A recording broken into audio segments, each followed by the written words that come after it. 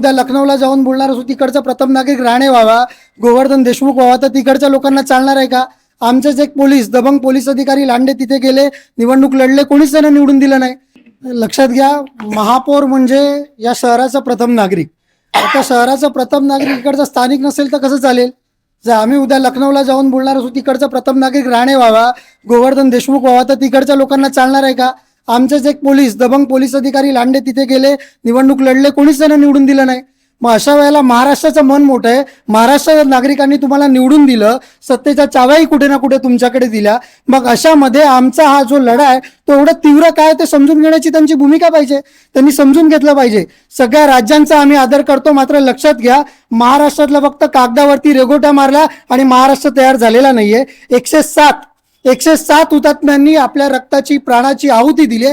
त्याच्यानंतर हा मुंबईसह संयुक्त महाराष्ट्र झालाय. आणि मग या मुंबईसह संयुक्त महाराष्ट्रामध्ये मराठी माणसाला जर प्रथम नागरिक होता येत नसेल तर कसं चालणार आहे? हे कुठेच आम्ही खपून घेणार नाहीये. आणि त्याच्याहून पलीकडे जाऊन सांगतो की इकडचे जे स्थानिक आमदार आहेत ते खुली विधानसभेच्या बाहेर जाऊन त्यांनी भूमिका घेतलेली की ते त्यांच्या समाजाच्या सोबत असणार आहेत, मराठी माणसाच्या सोबत असणार नाहीयेत. मग इकडे असलेला प्रत्येक मराठी माणूस जर बोलतोय की इकडे मी मराठी माणसाच्या सोबत आहे, मराठी महापौर मीरा भाईंदरचा व्हावा, त्याच्यात काय वाव आहे?